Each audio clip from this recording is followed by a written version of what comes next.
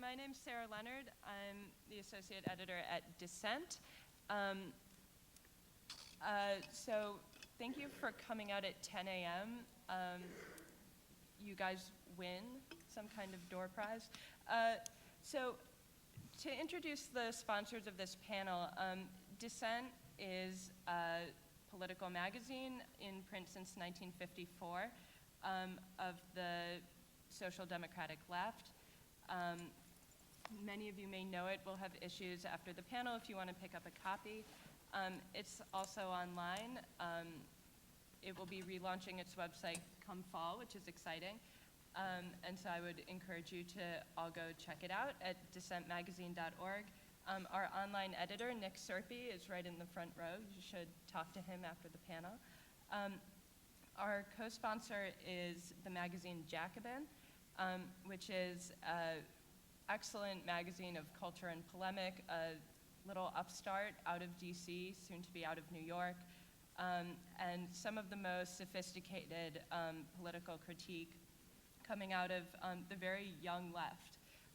It's fantastic, and I would encourage you to check it out. They're also at the exhibition hall. So I'm going to introduce the panelists real quick. They're all going to talk a little, introduce the work that they do, and then we're going to have a discussion. We'll have the second half of the session will be Q&A, but if a question arises, feel free to raise your hand. You know, we're not a huge group. There's no reason to run it like a lecture series. So to start, to my right over here, Jeffrey Williams is a professor at Carnegie Mellon. He's the editor of the Norton Anthology of Theory and Criticism, and he's written a number of notable dissent articles on student debt, including Student Debt and the Spirit of Indenture. Sarah Jaffe, to my immediate right, is associate editor at Alternet and a freelance political journalist and critic. Andrew Ross, to my left, is a professor of social and cultural analysis at NYU, the author most recently of Nice Work If You Can Get It, Life and Labor in Precarious Times, and co-editor of The University Against Itself, the NYU Strike and the Future of the Academic Workplace. To his left is Annie Spencer, a member of the Occupy Student Debt Campaign and a doctoral student in geography at CUNY Grad Center, and she teaches at Hunter College. On the far left is Bhaskar Sunkara, the founding editor of Jacobin. He's written for Dissent, New Politics, Alternet, and again, you can find Jacobin later at the exhibition hall. So I'm going to ask everyone to just say a few words before we get into the discussion. We're going to start at the end with Jeff Williams. Thanks, Sarah. First, I'd like to thank the people at Dissent and Jacobin for putting this together. I think that's great. I'm an historian of criticism, or that's one of the things that I do. And so I actually have always been interested in dissent, maybe out of a little political nostalgia. I mean, there aren't many socialist magazines in the US, but it's had its ups and downs, as Andrew can tell you. But the one hope I have, and I think why it's worth paying attention to now, is because of the younger people who are working on it. So I think that's a good thing. So I encourage you to actually read Dissent as well as to contribute to it and subscribe to it and all of that.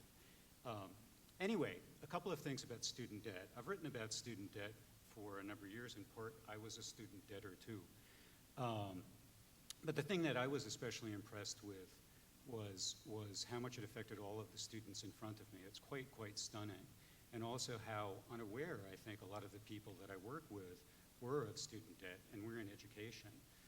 So part of the thing that I'm really compelled by is if we think that, if we say we are doing a certain thing in education, we're inculcating humanistic values, or we're teaching critical thinking, or we're simply preparing people for jobs, we're doing something quite different if they leave with $30,000, which is about the national average in student debt for 2/3 of students currently at universities.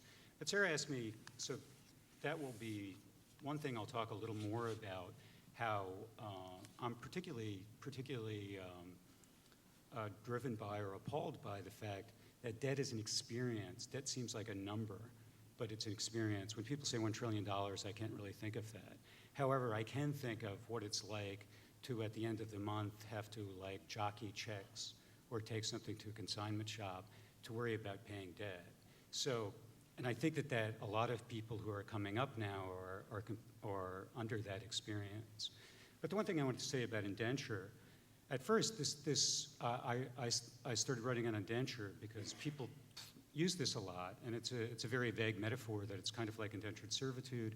I first saw it in a journalist's book, somebody named Lipsky, about the current generation. And this came out in the late 90s, and they talked about indentured students. And it seems like an easy metaphor to use, but metaphors can sometimes be cheap. And then I started researching the actual history of indenture. And I didn't know, for instance, in say 1650, that something like 60 to 70% of people who came to these colonies didn't come because they were proud Puritans or seeking freedom and all of that, as we'd expect. They came as indentured servants. So it particularly struck me that if over 70% of Americans go to college now, over 2/3 of them have debt, that's about 50%, I think, but 50% of people have the student debt. It is very much like indenture. So in other words, there are, I think, real correlations between indentured servitude. It's not just a metaphor. And I think we have to be careful about using metaphors like that too easily, because then people will claim that we're crying wolf. But actually, number one, it applies to many, many people across the spectrum. It applies especially to younger people. It applies especially to people of lower classes who are trying to get a leg up, the same as colonial indenture. Another thing is the length of the terms. That student debt in 1982 averaged $2,000, which is about $4,400 now. Now, you can pay that, I think, with a relatively modest job. However, when it's almost $30,000, you cannot with a relatively modest job or anywhere quickly. So in other words, the terms, the length of term and the amounts, because it was colonial, because it was overseas rather than in England, upped the price. And I think now the problem, especially as the price has been upped so high, that it's become, again, a form of indentured servitude. It's also linked by this system of personal contracts, and it also has spawned this immense system of banking, very much like the merchants that sold colonial indentures. It also is supported by the government. It's under a charter of government, which we can talk more about. But so in other words, I think that those metaphors are real. And you can read about this in my piece in Dissent and a few other places. And I'm sure other people have a lot of comment on this too. The two other things I want to mention quickly, just to make sure that we have about 5 minutes, and I am keeping on time. But the other thing is, I was thinking of, if you think of debt in bullet points, student debt is a policy. That's one bullet point I would like you to remember. So it's not just indenture. Student debt is a policy, and why I think that matters. To say that is it's not a matter of moral turpitude. Because I think for most of us, we're probably aware of it and think it's horrific. I think for a lot of people in the US, especially if Fox got a hold of it or something, they would think, like the banking crisis, it's people being, too lax, or they bought houses they shouldn't have bought. People will say the same thing about student debt. So I think that we have to be very aware of how other people perceive this, and people in the same demos that we're in, so that I think that we have to be, again, aware of that. So it's a policy. It's not just a moral failing. It's a policy.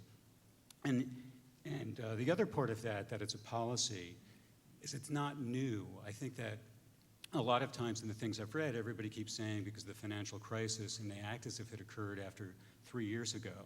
Or if you went to college, you might not have been aware of it before, and many people were not. However, it's been looming since the 80s. In 1982, as I mentioned, student debt was $2,000, which the equivalent now is about $4,400. In 1992, student debt was about $9,000 was the average. In 2002, the average was $19,000. So in the 80s, it started going up. And in the 90s, that's when it started booming. So the people who went to college in the 90s were especially subjected to this, and the people in the 2000s. So it is not new. It is not something that happened by the financial crisis. Okay, one other thing I want to mention, excuse me, is that student debt is an experience.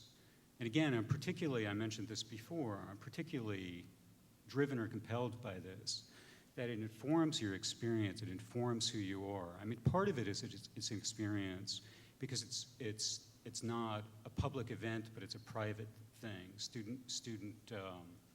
If you go to college to be a student, is not considered anymore for the general public good, but an individual good. Therefore, you can get a job and such.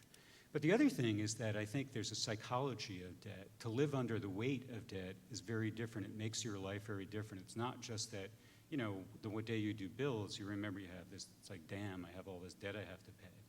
But it makes you feel it all the time. And there are different ways you can feel it, and I think it makes you a different kind of citizen. It makes you a consumer citizen, it makes you a beleaguered citizen under the weight of debt. And we could talk more about that after, but I think I should cede it on. Go ahead.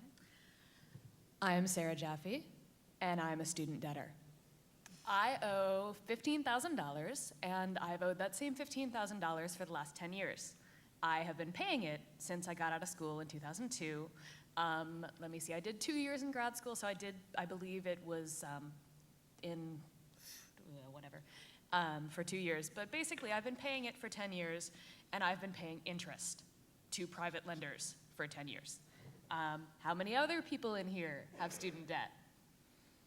That's it? How many of you have paid it off and had it at one point? Man, I'm jealous.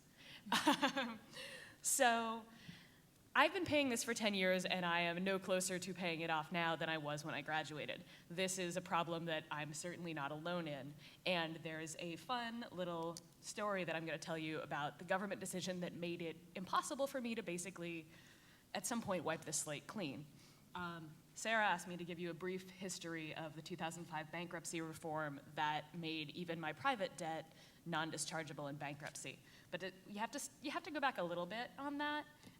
Public loans were created in the 60s as part of the New Deal, or not the New Deal, I'm sorry, the Great Society. I'm a little tired right now. In 1976, they first changed the bankruptcy rules to make your public loans non-dischargeable for the first 5 years because they didn't want people declaring bankruptcy right out of college. That was your nonprofit government loans. Private loans you could still get rid of. Also, I'm pretty sure there weren't private loans to the degree that are now. In 1990, they changed it to 7 years. In 1996, they decided you could garnish your Social Security payments. And in 1998, they got rid of being able to discharge your nonprofit government loans. But in 2005, this bankruptcy reform bill made your student loans by for-profit banks non-dischargeable in bankruptcy. You cannot get rid of them unless you can prove undue hardship, which basically means you have to sue your lender, which you probably can't afford if you're in the process of declaring bankruptcy, right? You probably can't afford to hire a lawyer and go through this whole process. You're basically stuck with them for life. They can garnish your Social Security, and they will garnish your wages, certainly. They'll pocket your tax returns. You're stuck with this forever. There's no way I can get rid of this, even though I've been paying on it for 10 years, like I said, and have come no closer to paying it off than I ever was. As my friend Mike Consul, who's sitting over there, says, this was a giant subsidy to private lenders, making sure that you can never get rid of your private loans. And we're stuck with them. So in 2010, the Obama administration made the decision to switch from subsidizing private bank loans to lending directly up to $31,000 for 4 years of undergrad. So that's saving them money, that's saving us subsidies to the private banks. This was probably a good decision, but we're still lending. We're still lending at interest. The government is making money on your student loans, as well as the private banks. And we're all still stuck. I'm going to leave it there.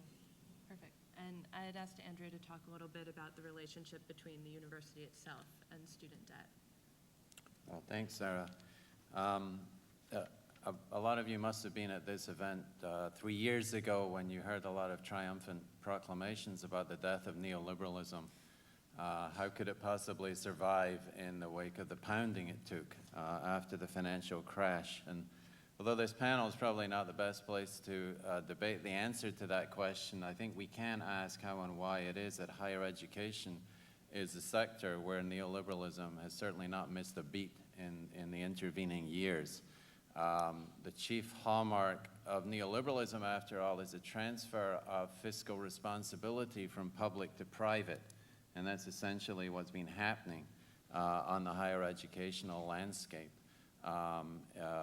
Certainly in the last couple of decades, but the rate of transfer has quickened in the last few years or so, and the corresponding run-up in the student debt burden has been mercurial, to say the least. Sarah mentioned the 2010 reorganization of the student loan system, and federal loans now originate with the government.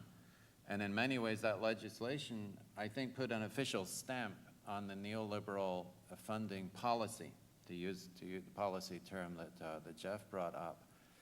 What that means is that government will no longer fund education. It will compel the individual users of public education to fund it, and will extract unjustifiable profits from giving them loans to do so.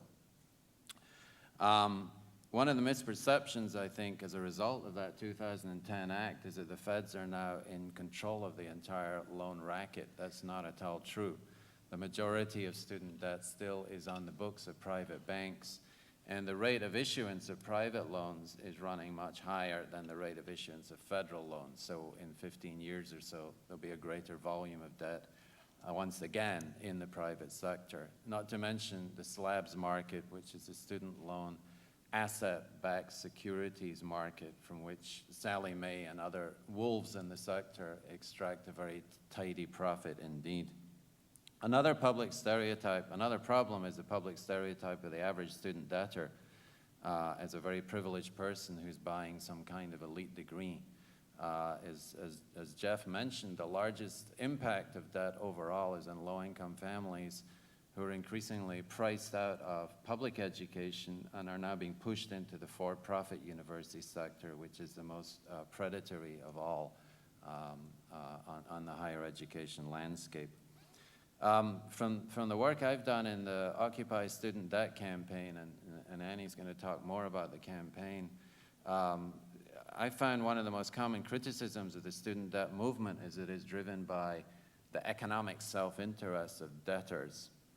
And while in some small part that may be true, who would not want to be able to send their children to a free public university that benefited from principled public support for a public good? And even if you don't believe that education is entirely a public good, that it's also a private good, which I would concede is sometimes the case, there are private goods which cannot and should not function well as marketplaces, and education, I think, is certainly one of those. I think one of the things I want to say in this panel is that we should view the student debt abolition movement not as a movement for economic reform, but as a political movement. For sure, the imposition of debt is a very efficient way of redistributing wealth, but more importantly, it's a highly effective form of social control and as an instrument of power, which runs completely counter to the principle of a free citizenry.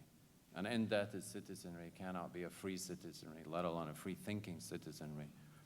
If you look at the history of mortgage debt, for example, long since normalized as part of the American lifestyle, but we forget how home ownership and long-term mortgage loans were introduced and adopted in the early part of the 20th century explicitly as anti-socialist national policy. And in the years since then, it's become clear you cannot be a first-class citizen in this country unless you enter into a long-term relationship of debt with a banking institution. Now, the mental shackles that have been forged by the threat of foreclosure or the threat of a ruined credit score have worked very well to suppress the political agility of a nation of homeowners. Who could say the same was not true of college students over the last 2 decades or so? Surely the most efficient way of dampening the prospect of an insurgent student political imagination would be to saddle students with a crushing debt on day one of college and compel them to regard their education as a bargain for which they're trading their future wages. These are not conditions which are conducive to cultivating self-critical minds. They're conditions very conducive to elites who do not want an educated, radical citizenry in their hands. So I just want to conclude by saying that, once again, I think that the debt abolition movement is not an economic reform movement, should not be aimed simply at getting equal treatment for student debtors on the debt landscape. In other words, to treat student debtors the same way as other consumer debtors are treated. I think it can and should be driven by a political purpose, if you like, which is really to free young people from mental bondage. Not just to labor that metaphor, but in a very real sense. And like the best kinds of abolitionism, I think we should regard it as a freedom movement. Thank you.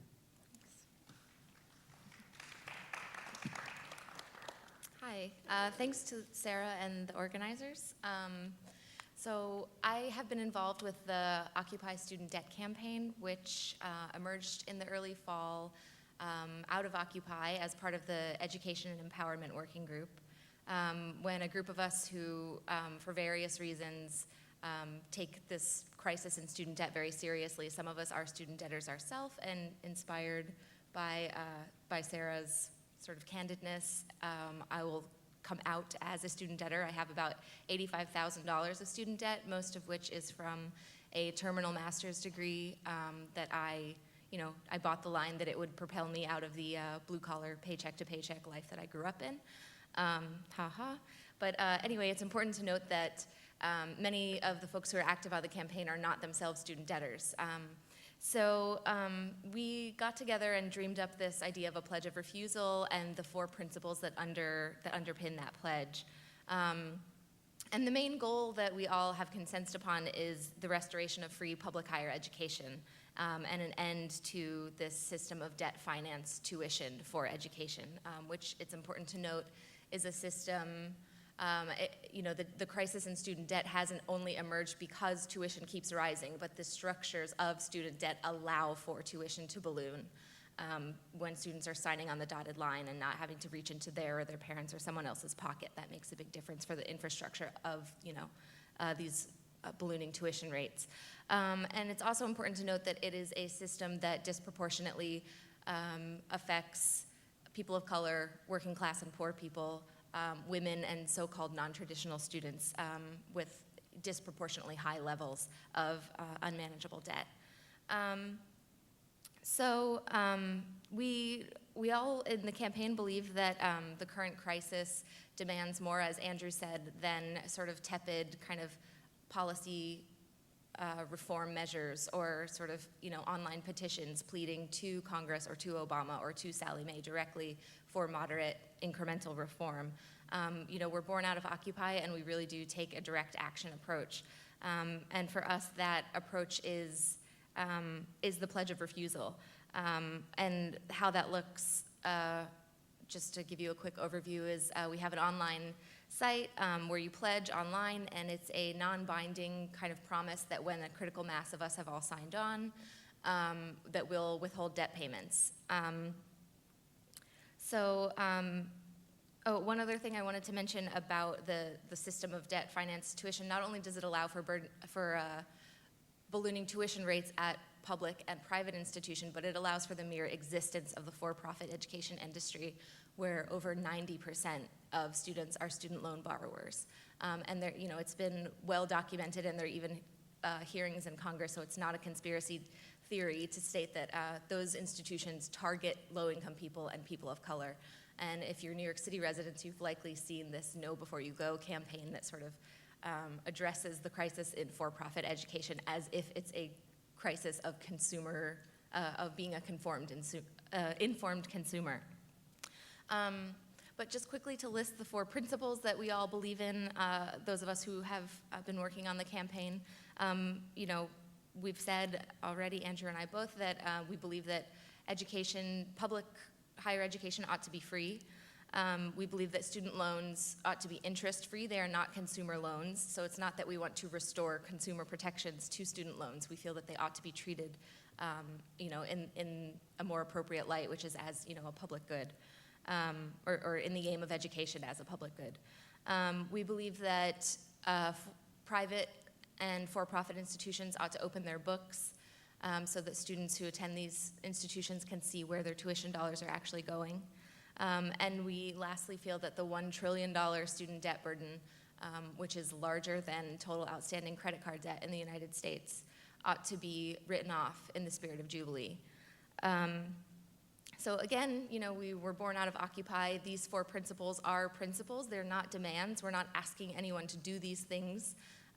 We see them more as, a brief articulation of our vision for how we might do this whole thing otherwise. So we launched our campaign in November in conjunction with the student protests around the tuition hikes at CUNY, which were well publicized, and the police and security kind of brutality at those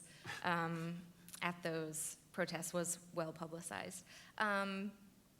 But we did that for 2 reasons. One, we think it's really critical to be explicit about the fact that the struggle against rising tuition rates and the struggle for student debt abolition are the same struggle. And we also think that highlighting the case of CUNY is really critical. As many of you know, CUNY was completely free until 1975, and it had a strong track record of being a high-quality educational institution serving mostly poor and working-class New York City residents, which is a far cry from the vision that the current CUNY Board of Trustees has in mind for the institution. So just quickly to mention where our campaign's going now, we're ramping up for what we're calling 1T Day, which is April 25th, and that is the approximate date that student lending will surpass $1 trillion, or outstanding student debt will surpass $1 trillion. And we're trying to mobilize for a national student debtor day of action. And you can find out more information about what we're doing there on the website for the event, which is 1day.org.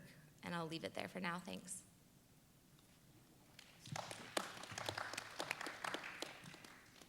At the risk of this panel taking a confessional turn, I'll admit that I will be graduating in May with in excess of $50,000 of debt. I mean, that's a bit presumptuous. I hope to be graduating in May.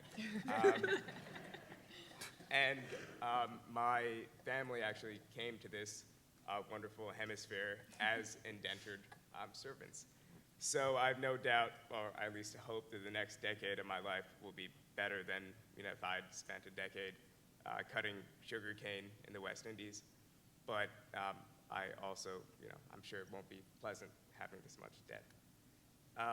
But Sarah asked me to sort of compare how the situation in the US compares to other countries in terms of both the situation and in terms of the amount of political activism around debt. And of course, the common, refrain normally among conservatives is to sort of bring up American exceptionalism in the context of saying that class struggle or radicalism is somehow inorganic or, not something that forms a part of the fabric of the American experience. And, of course, that's not true, but it's also not true that there aren't certain features here in this country that make organizing particularly difficult, especially at this point in time. So to actually answer the question, though it's important to remember that there's similar social pressures and class dynamics that work everywhere across the world, especially in the current, crisis, which is really, a global crisis, and austerity is affecting everyone from every demographic and every age group across, the world.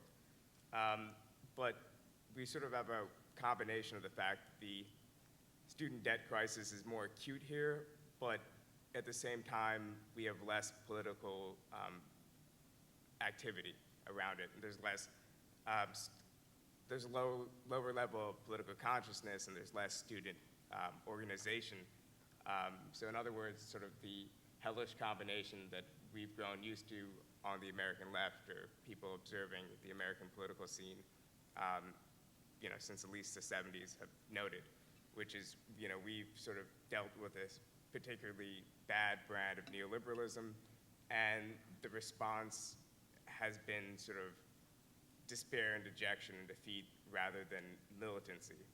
And I actually have some stats. I didn't trust myself to say it off the top of my head, but to not cite tons of numbers. In a country like the United Kingdom, especially with the recent austerity measures being implemented by the coalition government, student debt is projected to rise to $70 billion by 2015. And in America, higher education is even more expensive, and similarly to the UK, but unlike almost everywhere else in the world, these loans aren't, like it was mentioned before, dischargeable in bankruptcy. But in America, we have the added burden of the fact that our loans are sort of designed like mortgages. Like they're tied to a fixed schedule. You have to make your payments, or you'll be hit with more fees. And in other countries, sort of loan repayment schemes, aren't nice, but they're contingent largely on income, even in countries like in a country like Britain. And this obviously gives students more flexibility in their sort of life options, and it helps lower income students who have loans. And there's a million little examples like that sort of form the death by 1,000 cuts of the reason why America is worse in these countries in terms of our situation, even if the raw numbers might indicate, a bad situation across the map. And in Germany, they have things like some of the debt is forgiven if you, by merit, if you hit certain marks on your exit exams. And I mean, there's lots of little things that still sort of have been retained from the social democratic consensus in these countries that really either never existed in the U.S. or have been quickly lost over the last 20, 30 years under both Republican and Democratic administrations.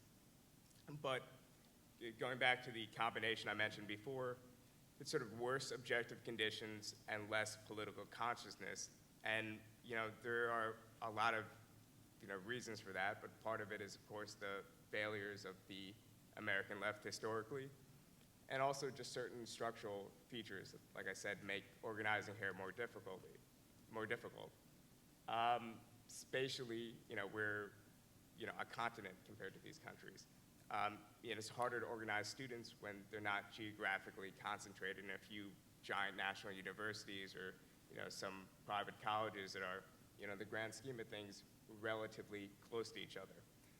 And this goes along with how decentralized our system is here, and the amount of parochial schools we have, and the way we have this proliferation of for-profit colleges, and the college community, the community college system, and all these are factors in why we don't have a national students movement.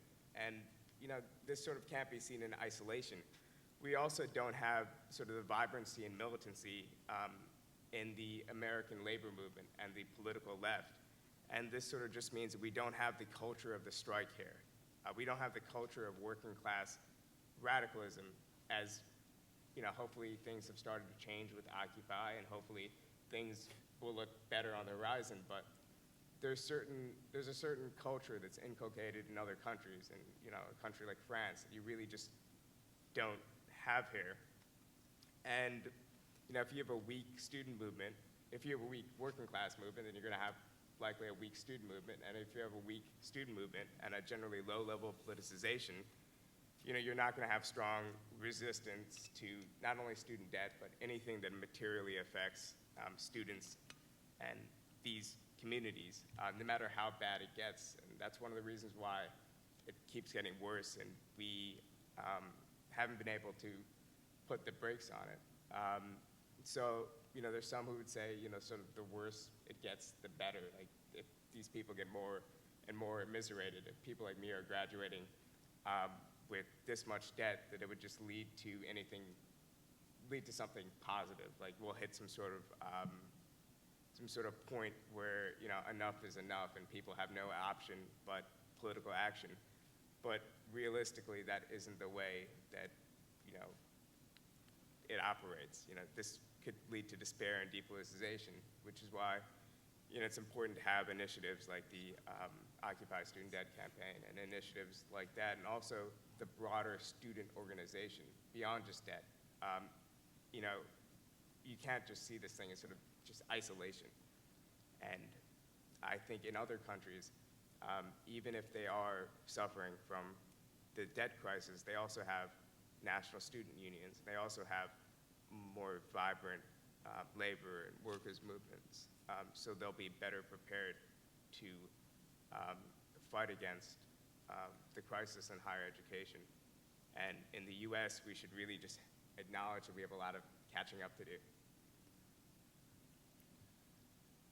I think Andrew wanted to respond to that, and we can get into the discussion. I have some questions, but as long as you guys have things to respond to, go ahead. Yeah, I wanted to thank Bhaskar for reminding us of the difficulties of organizing in the U.S. It's important to do that. On the other hand, I want to emphasize the upside of the situation we're in, especially with the student debt movement, because I do think it is a movement. I mean, what we've seen this year, and we're really only at an embryonic phase at this point. This is a movement with a long term to run. What we've seen this year is people coming out publicly, which is an absolutely crucial part of this movement. I mean, just to complete the confessional circle here on this panel, I have no student debt. I've never had student debt. And when I was educated, my government paid for me to go to college. And I don't say that to whip up resentment on the part of anyone here, but as an example of, I think, the way it should be. There are many countries around the world that see it that way, all of them less affluent than the US. And where I was educated in Scotland, the citizenry still believe that universities should be free there, as opposed to in England, where they're massively hiking up tuition over the course of the next couple of years ago. So there's a vast amount of public support for the principle of free education in other countries. That said, the coming out, I mean, we have a culture, a confessional culture in this country, which is very important for political mobilizing, and I see that as a kind of first phase in a way, in overcoming the psychology of debt.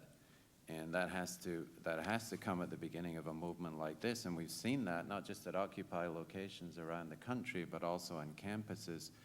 Campuses is much more difficult because what we've discovered in our organizing is that undergraduate students in particular don't perceive their debt as real, at least not yet, not until they have to start paying it off. It's so normalized, it's something that's sort of handed to them as part of the furniture of the landscape that they don't perceive it as something either predatory or something that is going to involve them in a relationship of bondage for many years and many decades to come. So that's why we decided to get into the business of debt refusal, which is, in this country, the idea of refusing your debts is sort of akin to the incest taboo. It's sort of up there. The morality of honoring debts runs very, very deep. And we've seen a lot of pushback on all fronts, including among leftists, which is probably as it should be, given how deeply the morality, the sanctity of contracts is written into our culture. But we do feel that debt refusal is and should be an essential part of the movement. So a lot of our campaign has been about public education around the concept of debt refusal. Do you want to jump in? Yeah, something that Andrew said there reminded me something I was going to say before and I didn't, which is that speaking of students on campus not perceiving their debt as real, I don't know who originally owned my student loans. I know I consolidated them after graduation with Citibank, and I know that Sally Mae bought them from Citibank when Citibank got out of the student lending business this year. But I don't know, because it was just what you did, and my parents sort of went through the process, and we filled out the student loan paperwork, and I signed my name, and I'm not blaming my parents. My parents are still paying for my education, too. But this is a culture in which you are just expected to take out the loans and expected to sign on the dotted line.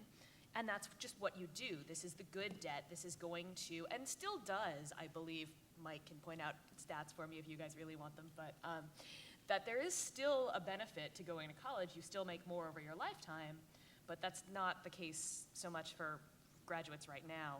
But now I'm getting off track.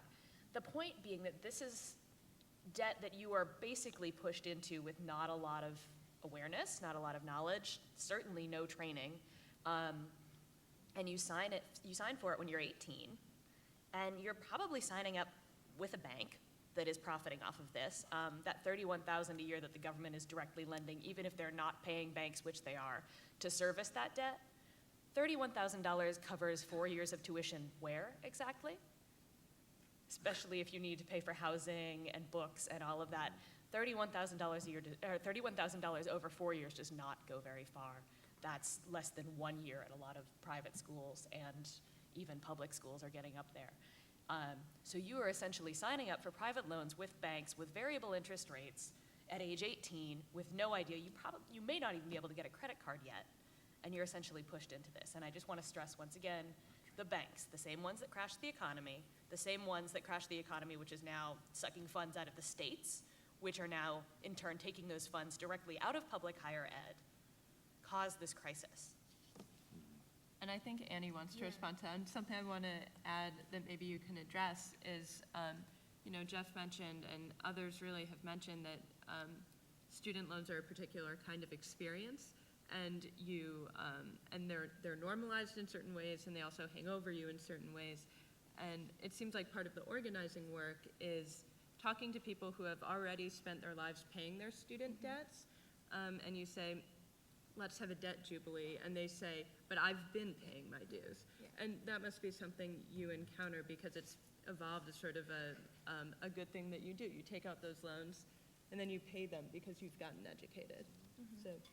Yeah, thanks. That's a good point. I wanted to first talk about the point that Andrew raised that Sarah elaborated on about undergraduates not really having a very good conception of, what this debt is or how much it is or, who actually holds the notes, et cetera. And that was absolutely true for me. One thing that strikes me in my experience of my, massive amount of student debt is that, all those years that I was signing on the dotted line in the financial aid office being told, don't worry about it, you'll make twice this your first year out, which was actually the line that the financial aid officers are trained to tell you, I think. But anyway, I never once saw a figure of what that meant in terms of a monthly payment or in terms of the number of years that I would be paying.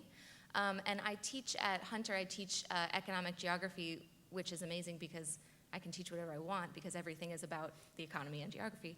So I do a section on student debt. And, I just assumed that since those dark years, I was getting this master's degree that I took out this boatload of debt for in 2005, which is, when bankruptcy is being repealed and et cetera. I just assumed that since then that had changed and that now it must be mandated that, students do get to see what this actually means for them in terms of number of months, amount of dollars, number of years. And my students told me no, they also have no idea. In 2012, they have no idea what that means. Most of them don't know the amount of debt that they have. Everything that Sarah was saying is still true. And that's why the organizing on campuses is particularly difficult. George Kafenzis, who might be here, he calls student debt time bombs that are designed to detonate once students leave this, space of collectivity where people are talking to one another, where people know what's going on with one another's lives. But by the time that someone, you get a 6 months grace period after you graduate. So by that time, you're, these days likely not gainfully employed, but at least not on the campus, right? You're dealing with your own life, you're stressing out about your bills in your house, wherever. So when that happens, this problem of debt already being sort of an internalized and moral and shameful kind of scenario is only exacerbated by the fact that it's were, scattered about. And that's something that we're being challenged with in the campaign, is that, most student debtors are not currently students, and it's really hard to find them and to reach out to them and to get them to see that what's going on with them isn't their problem and they're failing, or a poor decision that they made, but an absolutely structural problem that has to be challenged at that level. As to Sarah Leonard's point about this issue of confronting people who say, well, I had debt and I made good. I took the job that wasn't the job I wanted, and I sucked it up and I paid. We do confront that a lot. And I think that the first thing that I always think is that people who say that tend to be in their late 30s, early 40s. They went to college in the 90s. They probably graduated with $8,000 to $10,000 of student debt. And that's, student debt average burdens have tripled at least since then. So we're not, incomes haven't risen by that proportion to any extent. So we're not looking at the same scenario. Like somebody who graduated in 1990 had, their experience is quite different from someone who graduated in the past few years and is, struggling to find a job and, not making enough money to meet their basic expenses and pay this, enormously increasing debt burden. So thanks. And it sounds like, Jeff, what Annie is saying about the ideas about personal guilt and having failed or signed on the wrong line or made a bad choice ties in very much with what you were saying about how students begin to conceive of themselves over the course of taking on debt. Does that seem right? Does that sort of ring true with what you've... Yeah, there's a couple of things. One thing I would say, one minor difference, but just to reinforce about the statistics. 1982, the national average for 2/3 of people graduating college was about $2,000. In 92, it was about $9,000. So it actually, people didn't have it so easy. And then if there's the average, a lot of people had more. There's also that gradated thing that somebody with a master's now, it's about $25,000. PhD is about $50,000. There's that surcharge. And for a professional degree that is lawyer, doctor, whatever, is, I believe it's around 70 or something, but that one I can't remember exactly. And then there's this whole other web. There's private loans that are really not easy to grasp. Charge card loans are about $4,000 now. There's also plus loans, which are for parents, which I had for my daughter. And those are actually quite high, but it used to only apply to about 5% of people. Now it's about 15%. Also, people refinance their houses to send their kids to college. So it's a whole web of debt. But I would reinforce that if you look at that $2,000 from 82 to 9,000 in 92, it's very much the course of what the historian Sean Wilentz called the age of Reagan. And I think it's too easy to subject it to the name of one person, but still it's a neoliberal change, as Andrew was talking about. So it's not an accident that it happened starting in the 80s, that the policy shifted. And then 92, it's like 9,000. Actually, my wish sometime is to talk about this, to have panelists stand at the levels of debt, so that somebody would have to crouch very low for the 2,082, then the 9,000 in 92, then the 19,000 in 2002, and now it's about 26, 27. Although the estimates are a little iffy, I think that they're underestimated, as these things frequently happen. But the other thing about experience, the one place where you can find an archive of experiences, you can find it sort of viscerally, and I have heard people talk a lot more about it. I would say like 10 years ago, nobody really talked about it because debt is a little shameful. And whereas I think people are talking about it more now, or my students are much more acknowledging. They're like, I'm 40,000, I teach at a very pricey school, so that they frequently can have a lot of debt. But there's an archive on studentloanjustice.org that Alan Collins put together, who has this book, The Great Student Loan Scam. And he's more the reformist position. He thinks that bankruptcy protections should be restored. He's not for the Jubilee. And, but anyway, the amazing thing, he had to close down his site after a while because he had so many of these testimonies. In Pennsylvania, you can click on your state and find out, have all these accounts from people. And the thing that I thought was amazing was people will say things like, for instance, it's on my mind 24 hours per day. I'm in total depression. They're sucking the life out of me. I've even thought of suicide. except this person is very religious, and that fortunately prevented her from committing suicide. I'm so frustrated, I'm beside myself, I don't know what to do. I'm really helpless. That's 4 different people of about 30 in Pennsylvania. And the counts go on and on. There's, of course, one who tells people that they should suck it up and that they're wastrels, but still, I think that to understand this, politics in this sense, affects everybody very, very viscerally. And I think it is striking what Bhaskar said about that despite these are the worst objective conditions, there's less political consciousness, and obviously there needs to be more. And I think, right, I think one of the common misconceptions probably about student debt is that it has something to do with the current economic crisis, which in some ways it certainly does, but it was certainly there before. And the economic crisis has been more of a magnifying glass than anything else, as housing is in crisis, education is in crisis, it's comparable. That might be something Annie and Bhaskar can talk about in terms of the consciousness that's raised around student debt and what it actually has to do directly with labor and other strands of the left. And also, after this, I'm going to hope that you guys have some questions. So.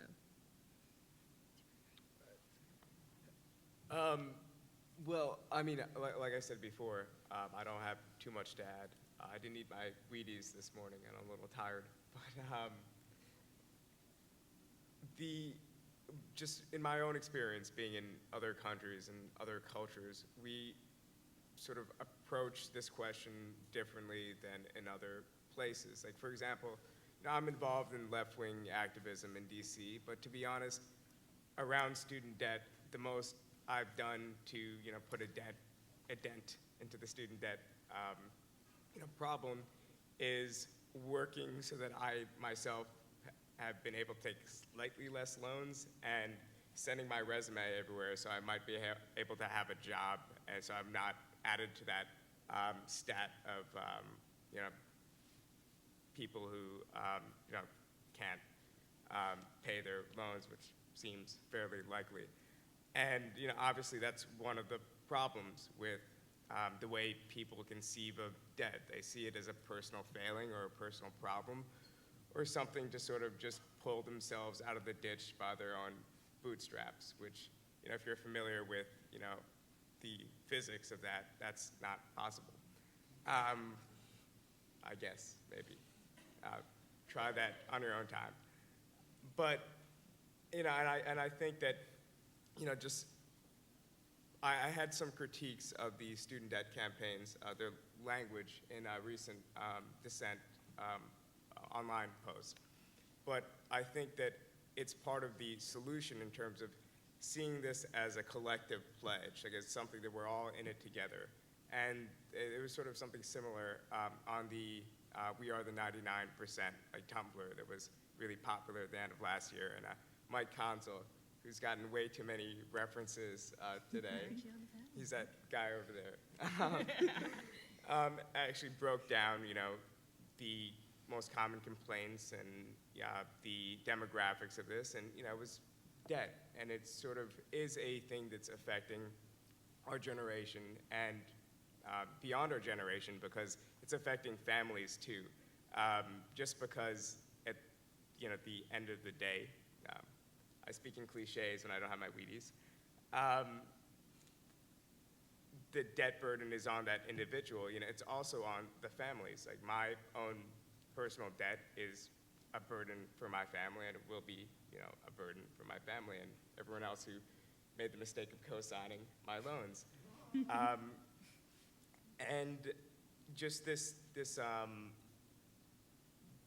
sort of reconception of debt as a sort of social problem rather than a personal problem is a big step here. And I think as it connects to labor, if we had higher levels of unionization and a more militant labor culture, and if we had student unions and student organizations, and maybe that would be a more logical connection.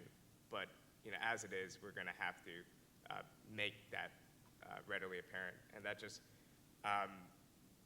means that our political activity, our is just that much more important. Oh, yeah, I was just going to say, one of the things that has driven up the demand for college has been the decline of middle-class union manufacturing, but not just manufacturing, middle-class union jobs in this country. You didn't used to have to go to a four-year university to make a middle-class wage. Now you essentially do. And that's one connection that I think we should be making more often. So does anyone have questions for the people up here? Sorry, I don't have a mic to put out, but if you can.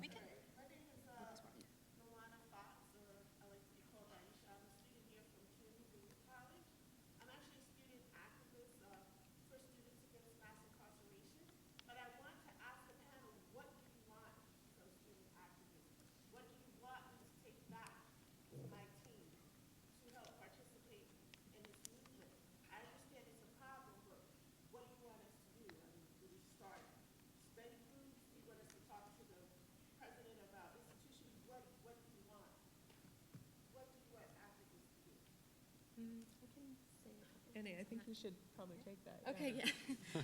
Thank you. Gathering thoughts. Oh, yeah, so I think the biggest thing, and I teach at a CUNY school at Hunter, and a lot of my students, when I talk about student debt, they get it immediately. Almost all of them have student debt, and the recently introduced tuition hikes at CUNY are largely going to be student debt financed. And the plan that they've introduced, the Board of Trustees, is for a series of increases over the next 5 years. So it's not, in their vision, it's not going away anytime soon. So I think, as I said in my opening remarks, just making explicit the fact that the struggle against tuition hikes and the struggle for student debt abolition are the same struggle.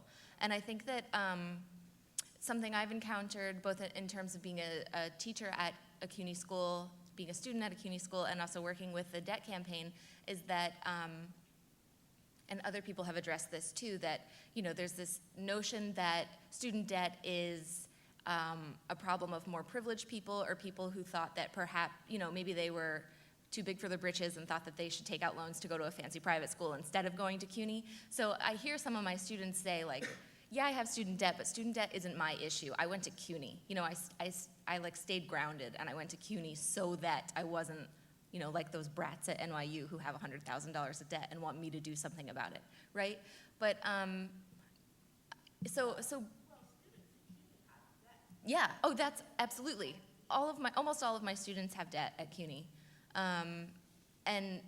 but there seems to be this public school, private school divide in people's minds that says, like, well, if you have too much debt, you did something wrong, And I think getting over that and seeing that, like, this is the same struggle and that this is a structural problem, and that increasing tuition rates are absolutely tied to the fact that it's so easy to take out an additional loan and sign that line and deal with it, kick the can down the road and put it on the students' backs. So I think just raising that issue in the minds of people who are currently taking out those loans and not dealing with the monthly payments is one important step. Can I also add from the faculty perspective, because I don't think this should be seen solely as an issue for students to take on, not just the debt burden, but also the organizing and the political burden of this movement. There's an immensely high wall of denial around student debt among faculty at colleges across the country.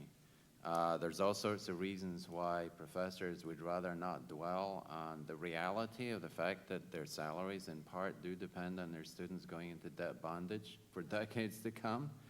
Academic professionals feel besieged on all sides for all sorts of reasons, and this would be inviting one more reason to be undercut or to be undermined in a way. So I understand the psychology of denial, but for faculty, I think there's a lot of education around this issue that needs to happen before they become more fully involved too.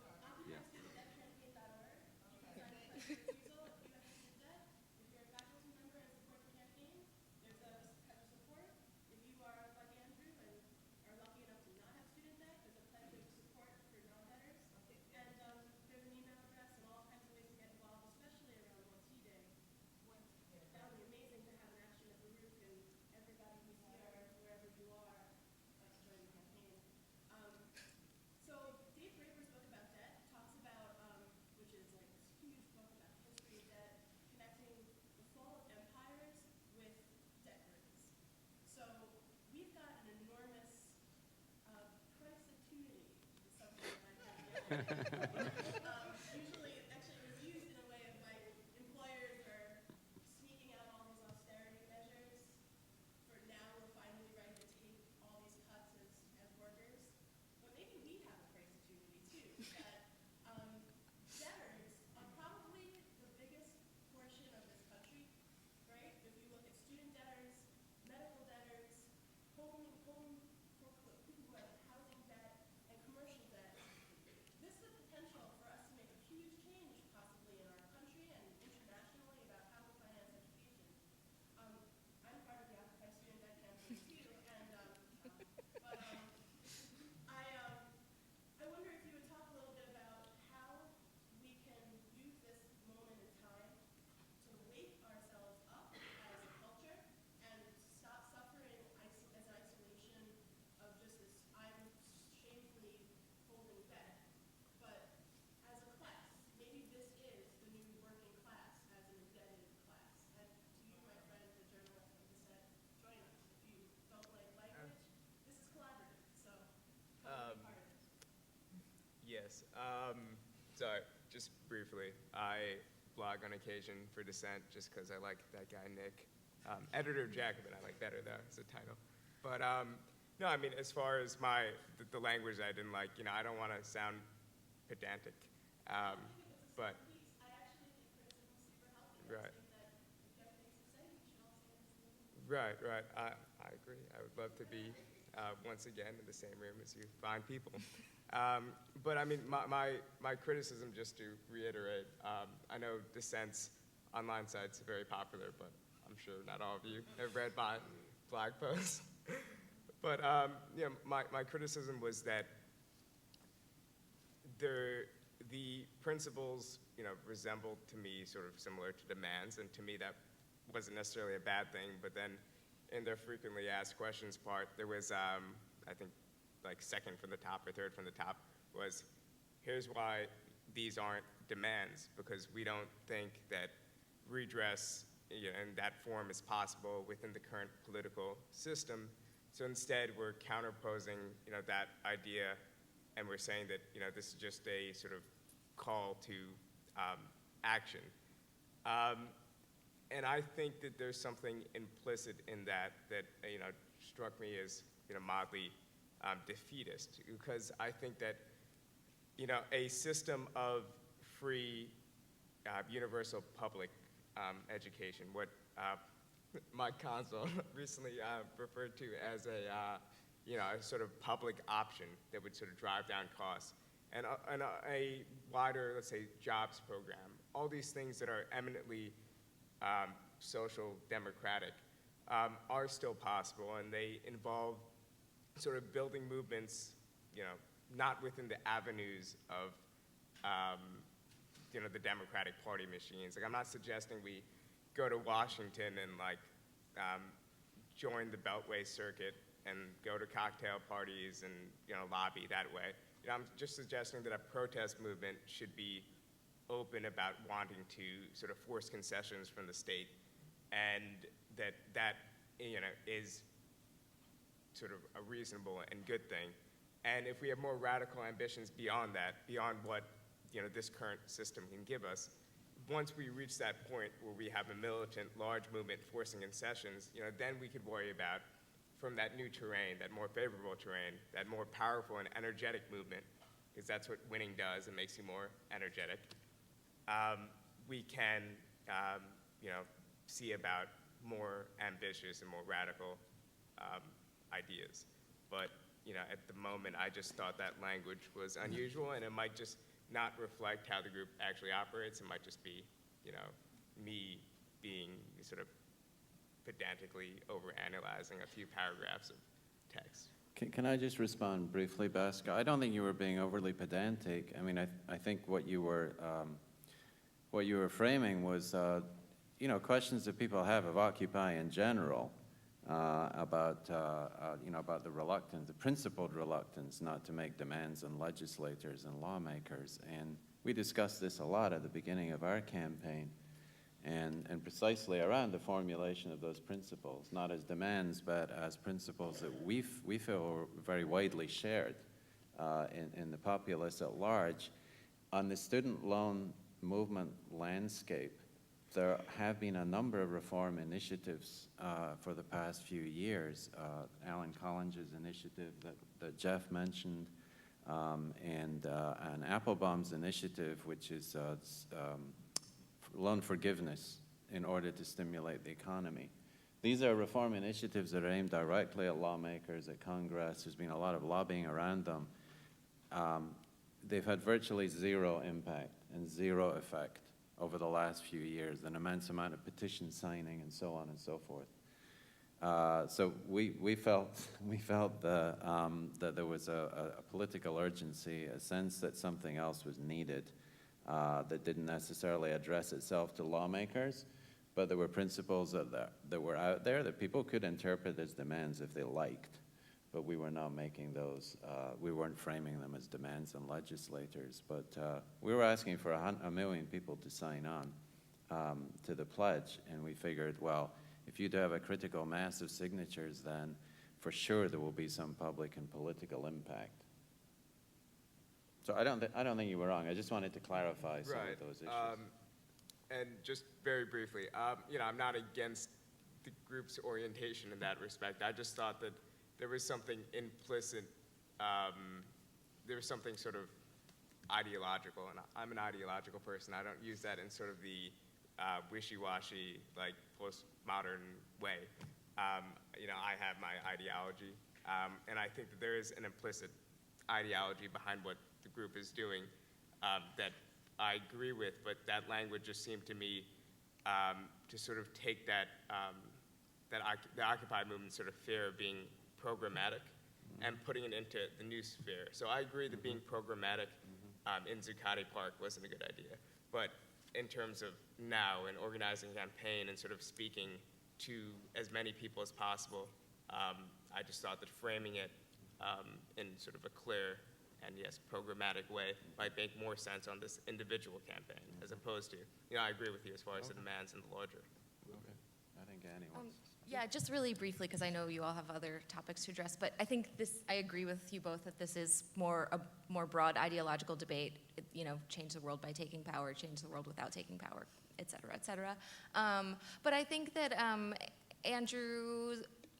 to Andrew's point about the existing campaigns that do target Congress or target Sallie Mae directly, in my experience, and this is something that I know Jeff has written about, or in my view, I should say, though all of those campaigns that do petition the powers that be just sort of reinstantiate the structural inequalities and sort of serves to just perpetuate that system. So I think, and this is how I see Occupy more broadly, but it's definitely how I see our refusal pledge is sort of like, taking a break from business as usual and sort of almost like pulling an emergency brake that allows for a different conversation to emerge.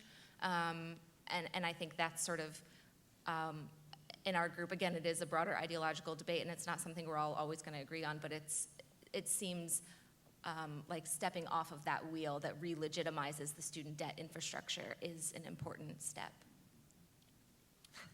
We're going to hear from Jeff real quick, and then our friend in the sweatshirt. One thing I wanted to mention is, I think that the Occupy Student Debt campaign is very important, but it does look a bit different outside of New York. I would have to add one reminder. In Pittsburgh, the Occupy group is a little bit ragtag, but there's a lot of Tea Partiers. It's very, very different. I think that they would say there should be no debt, but then there should be no public institutions. So I think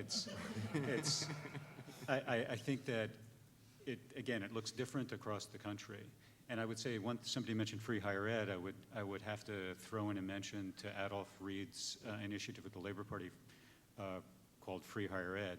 And Andrew's point is right. I'm not sure how much it's gotten off the ground, but it doesn't mean it's defunct. I mean, that I think is a very, very important campaign. And I think that that's where the root lies. That's the positive thing, I think, as you've mentioned a bit, that we should have free higher ed because it's good for all of us. It's good for if you're rich as well as if you're poor. The one other thing I wanted to mention is Andrew mentioned about faculty. And I would actually, the one hesitation I have about that, you're quite true that faculty, I think, have been blind to it. I have been trying to remind many people. It is quite amazing to me that people have very advanced critical consciousnesses about arcane fields and all sorts of things, have been singularly, dumb about this issue. But the thing is, I would never say it's because we're getting our money from it. I mean, faculty don't make that much, as far as I know. It's a very decent full-time job. If you look at the economics of universities over the past 20 or 30 years, that actually faculty have risen, full-time faculty have risen, of course part-time and other faculty have risen astronomically. Full-time faculty have only risen about 10%, maybe a little bit more. Administration has almost doubled in that time. So I think all the money is actually administration, all these fancy new buildings. Every place I've taught at builds a new climbing wall and gym. And so it's buildings and grounds with, that somebody can put their name on, and also support staff, professional support staff. I think that actually, labor-wise, is what the real, the bulk of the labor change in universities has been, and is the bulk of the cost. I agree, but it also lets them off the hook when you say that to them. It does. Right, I see what you mean. Yeah, good. Bhaskar? Yeah. So just to answer, well, maybe respond to one thing Bhaskar said, your question was, maybe there's an ideological difference going on here. And there is an ideological difference. Dissent magazine is a social democratic magazine. They're anti-communist. They're anti-revolution. But, I mean, it's explicitly about it. I'm with the Spartacus Youth Club, which is a revolutionary socialist youth group, associated with Workers' Vanguard, which is our newspaper. Just to change the pace a little, we demand that everyone that wants to go to school should be provided the Hey, highest quality education. Can you make it, we're going to need you to make it a question, though, okay? The student debt should be immediately abolished, no questions asked. I don't see why does there have to be necessarily a debate about it. Education outside of a few reserves for the ruling class is largely funded insofar as they can realize profit back. And in today's world crisis, We need you to ask a question. Ask a question.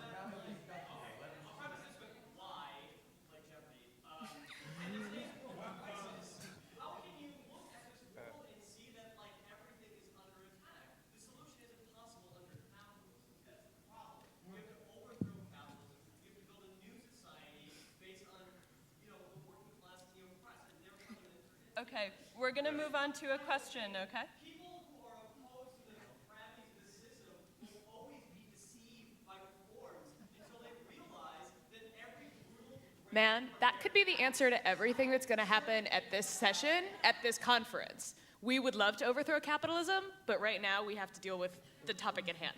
Well, Can I get 1, 2, 3, that little group right there of hands? Sorry, take a few questions in a row from that. Yeah, you.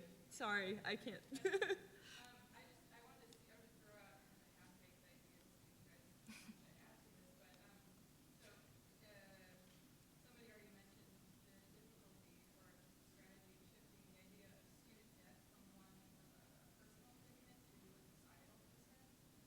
And one thing that I've observed is that I don't know if this is just human psychology, but whatever system through which you become successful, one tends to promote, and the system by which you fail, you demote. So I know that you've mentioned a lot of people occupy student debt campaigns don't have students, so clearly they're not failing, or maybe they succeeded and still recognizing it as a problem. So do you have any suggestions on how to transform that public face so that people that are saying suck it up, aren't just the people that are paying off in student debt, people that are saying this is unfair, this isn't happening. So how do you recommend turning that discourse over? Because primarily that discourse still relies on the personal. I just want to invoke, Jeff mentioned Adolf Reed's campaign, which came out of the Labor Party a few years ago, and it was targeted at free public education, restoring free public education, which in certain states in this country used to exist in the post-war period, and that was an immensely attractive and popular campaign within the labor movement. And Reed and others found that it was a no-brainer to go to those constituencies and say, look, would you want your children to go to a free public university, a good public university that was free and publicly funded? And it was a no-brainer. It was immensely popular. And it's that kind of popularity that really should be the basis for turning around the neoliberal equation. Essentially, what you're doing is asking us to reverse neoliberalism, not to think of these as personal responsibilities, but to think of them as public responsibilities. And the simple equation really is that in our country, education has been demoted on the list of national priorities. It used to be much further up the list of national priorities. It's been demoted in favor of wars and prisons and what have you in the course of the last 30 or 40 years, unlike in other countries, and we can point to them and list them. Again, all of them much less affluent than the US. Our calculation is it would cost $70 billion a year for the federal government to cover the tuition costs at every 2- and 4-year college in this country. That is a tiny slice of the federal budget. It's the amount of money the Pentagon wastes every year in unaccountable spending. So it could be done so very easily. And that, in and of itself, would be the single biggest factor in alleviating the student debt burden. Yeah, right here in the front. I'm particularly concerned that if you work hard to organize student debtors, the talking and writing heads, including so-called liberals, would come out and say, hey, these people want something for nothing. Now, there are a lot of people there on both the left and, yes, the right, who resent the bank bailouts. Are you willing to work with a campaign which will demonize banks in general, talking about their overseas black holes where they hide billions of dollars, all sorts of things to destroy any possible talking or writing heads campaign to say that the students want something for nothing? Because remember, let's assume you get all the debtor students organized. What about the rest of the public? Everyone up from moron could be told, oh, these people want something for nothing. I think Sarah. People are taught Yeah. to despise the banks. They won't oppose it. Absolutely. That's my short answer. My longer answer is, yeah, I keep making the point, and Andrew stressed the point, or Andrew brought up the slabs, the student loan repackaging, which is sold just like mortgages.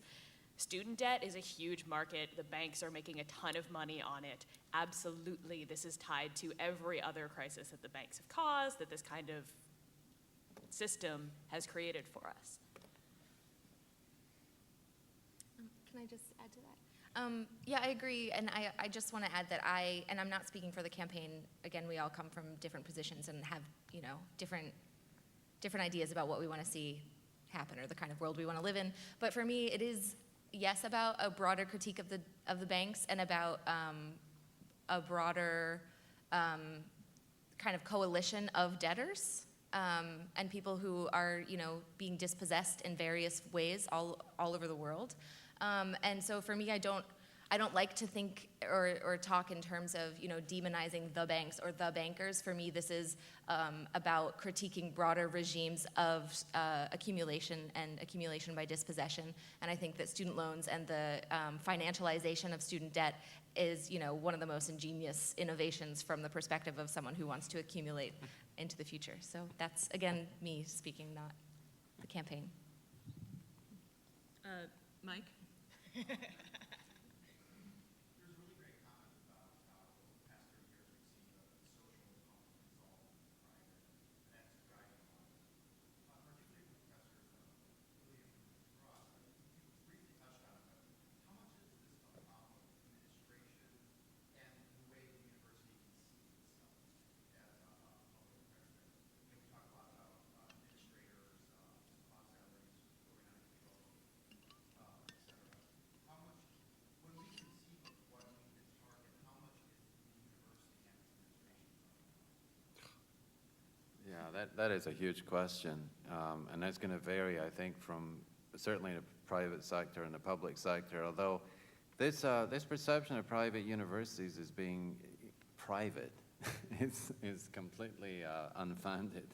I mean, they're almost entirely funded through federal student loans, and they also they take in a massive amount of federal grant money for their research activities. They're not at all private in any way whatsoever, and that's one of the reasons certainly why one of our principles is that private universities ought to open up their books.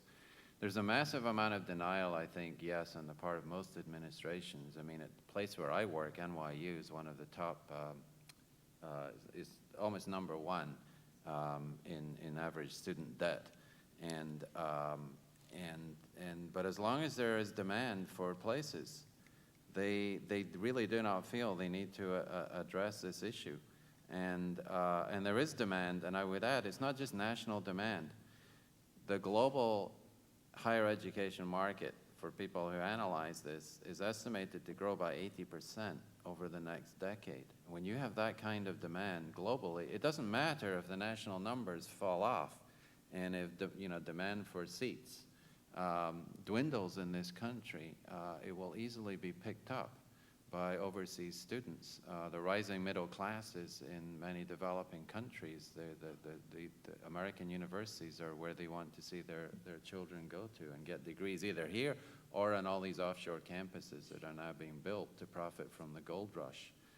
So as long as there's that demand and no necessary pushback from faculty and students or from the public, then administrations are going to continue to be in denial about this, at least at private universities.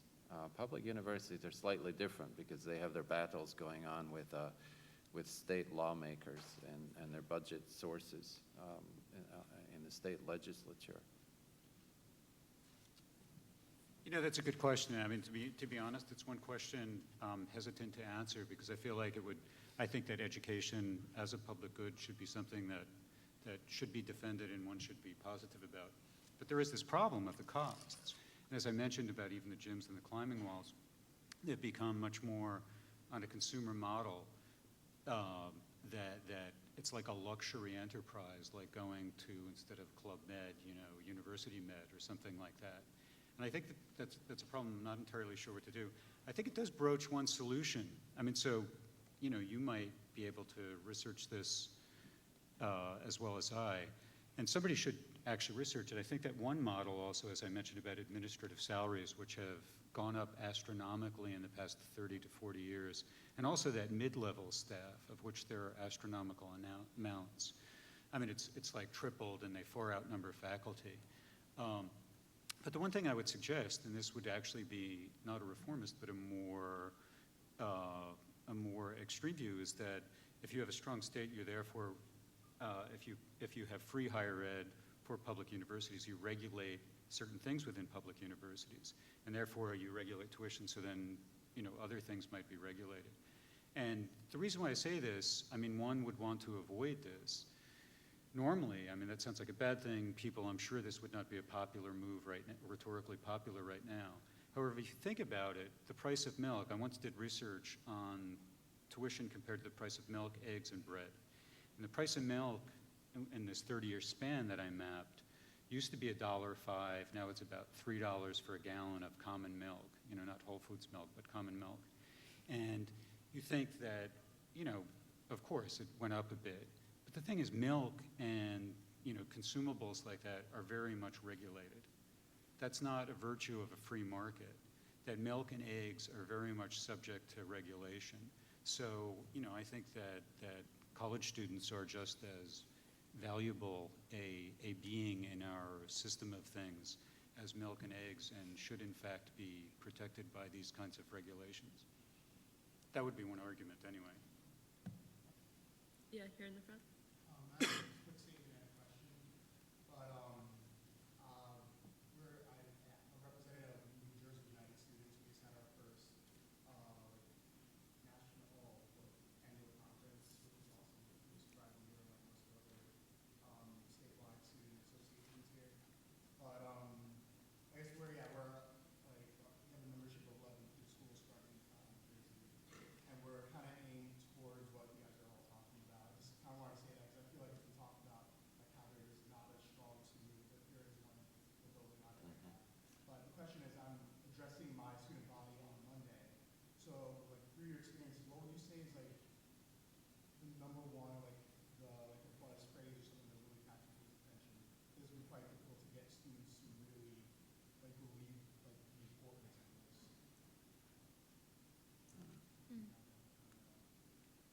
I think I would just mention that indenture, in the way that it was talked about right at the beginning of the panel, is often useful.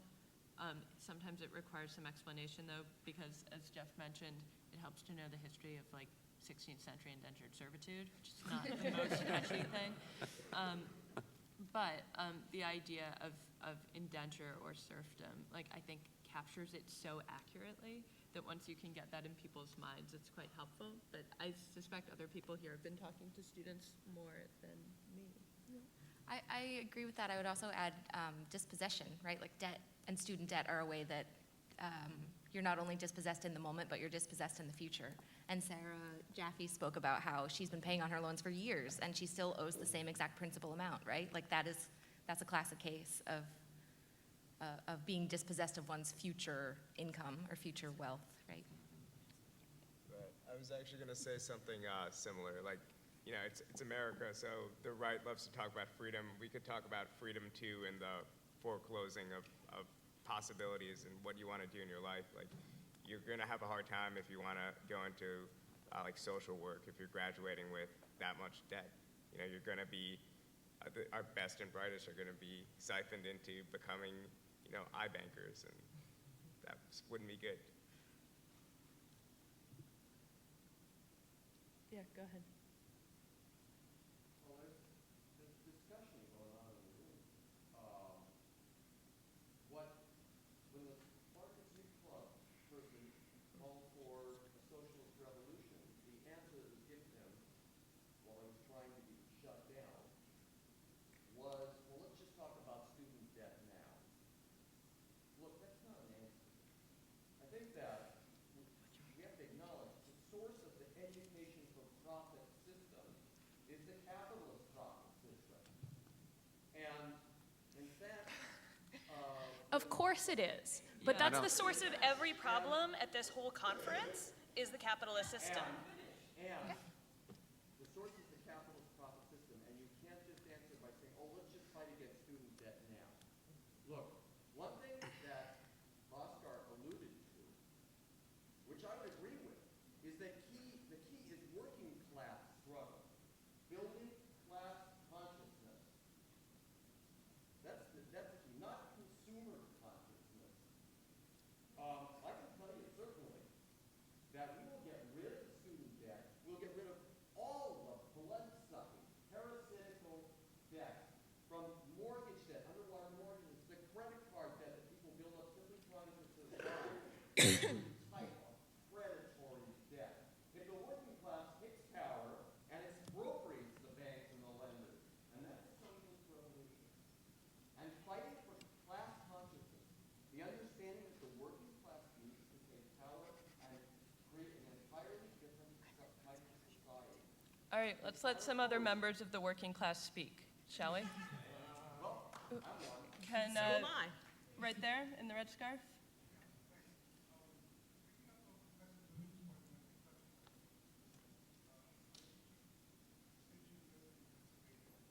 I think that the State University of Pennsylvania, the audience is not necessarily clued into public good, the idea of public good. To make matters worse, I also teach in the business school. And one thing I tell my students when we do a calculation of student debt to figure out how much of the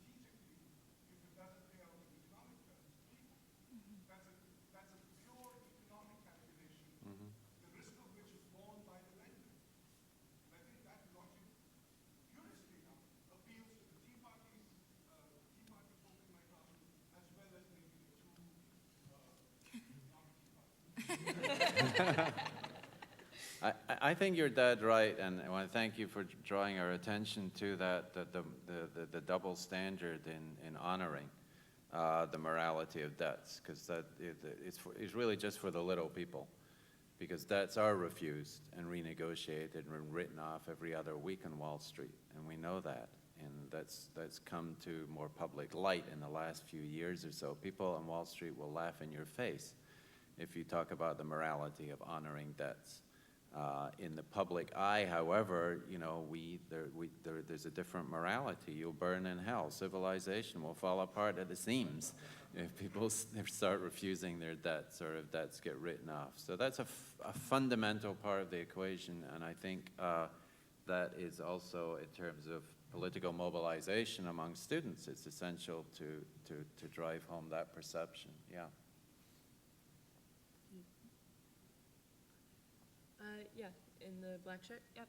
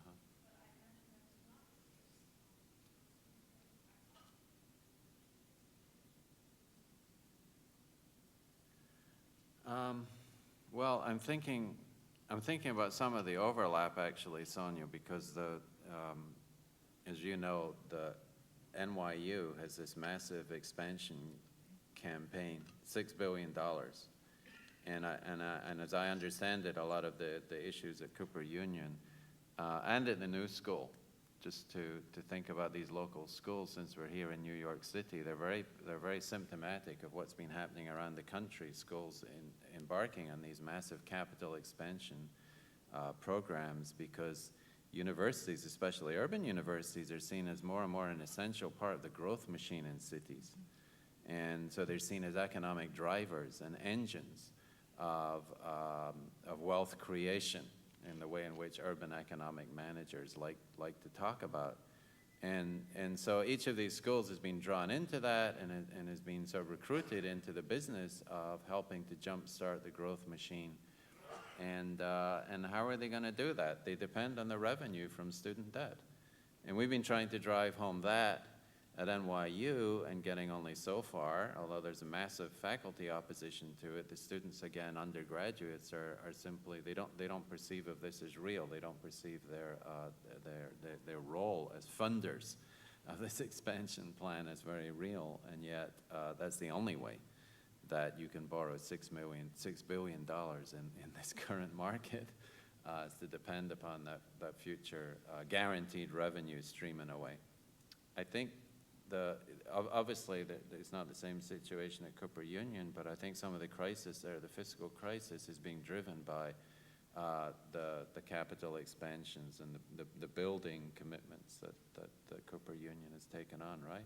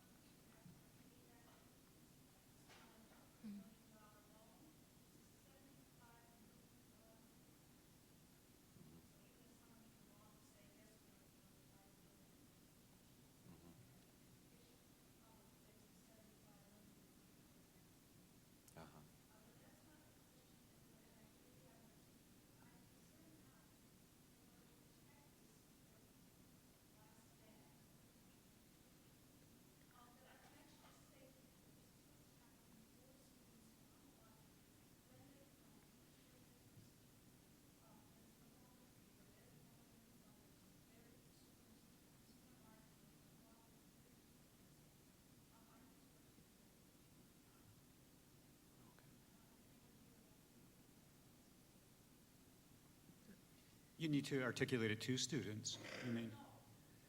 Actually, my sense, in the classroom, what I found is that undergraduates usually aren't as aware of it because it seems fictitious, it seems long off. Graduate students are a lot more aware of it. But the one thing I would mention that I don't think that we've yet mentioned is, as I said, 2/3 of students have student debt. 1/3 does not. So a lot of students do not. So it is class warfare in the most blunt terms. And also, if you look at any of the statistics about who goes to graduate school now, the statistics are they're also heavily raised, by the way. But also, it's heavily classed. That is, that the people who become future doctors, whatever, very rarely, or much less often, do the people who have debt go to graduate school than the people who do not have debt. Almost like a significantly high percentage of people who go to graduate school don't have debt, which would therefore you could, draw out the inference that they are more wealthy. And the other thing that I would mention, it's come up a few times, that debt frequently, this is a slightly different point, but debt frequently feels like an issue of moral failing for the person who therefore takes on debt. However, I guess my point is I would turn that around. And part of the spirit of what we've been saying, that it's immoral to have this debt, or it's a perversion of education to confer this burden upon people whom you are educating. It seems to me blatantly immoral. There's something profoundly wrong with that. So I think that we shouldn't lose that moral sense, because I think that moral sense is very powerful, no matter who you talk to, left or right. I'm going to take one more and then wrap it up. Yeah, right there. Talk.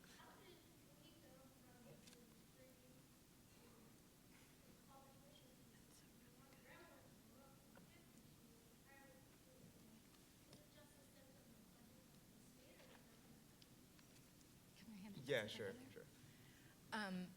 Well, yeah, the first introduction of tuition at CUNY was in '75, which was in the midst of the New York City fiscal crisis.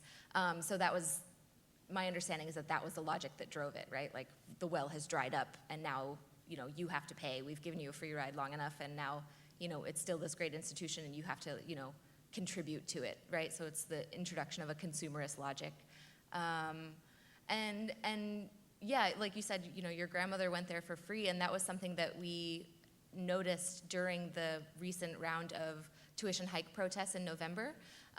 There was an undergraduate hunter activist kind of on the front line that was being pushed back by security and police batons.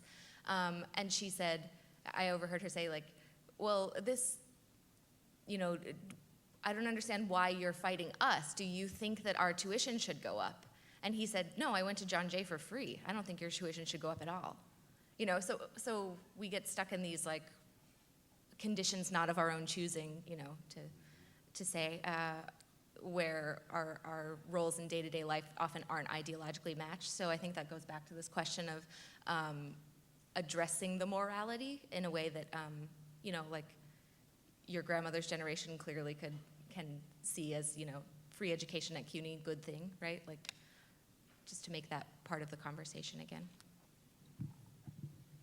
Yeah, and in particular at the City University of New York, that was really connected to just the broader neoliberal turn. That was sort of like a pitched, like, set-piece battle. And I guess, in the same way, maybe people sort of look at the air traffic controller strike. It's sort of similar. People point to that as particularly like a moment of neoliberal victory and sort of the restructuring of the city sort of away from a place that could sort of incubate sort of dreams and people, including people, working class dreams, to one that really, has transformed large swaths of Manhattan into like a playpen for financial elites. But really briefly, because it was mentioned by a couple of people before, I do think it's important to connect, this struggle with, capitalism and be able to think in those broad terms. The only point that I would mention is that, statements to that effect might go over well in the left-form audience. And it's just a matter of making articulations while still having a radical and a structural critique of capitalism, but making articulations they can sort of reach people on sort of, I hate to use the cliched term, and it's somewhat problematic in itself, but the left wing of possible. And obviously the goal would be to use student debt and use other issues to not only help people in the short term through these reforms, but to lay the groundwork and build movements that can make more radical demands in the future. But at the moment, I think there's been plenty of Marxist critiques of maximalist sloganeering that sort of is really disconnected from the lived experiences of people. And with that, I think we're going to wrap up for today. You can come up and chat if you like. And thanks so much for coming out.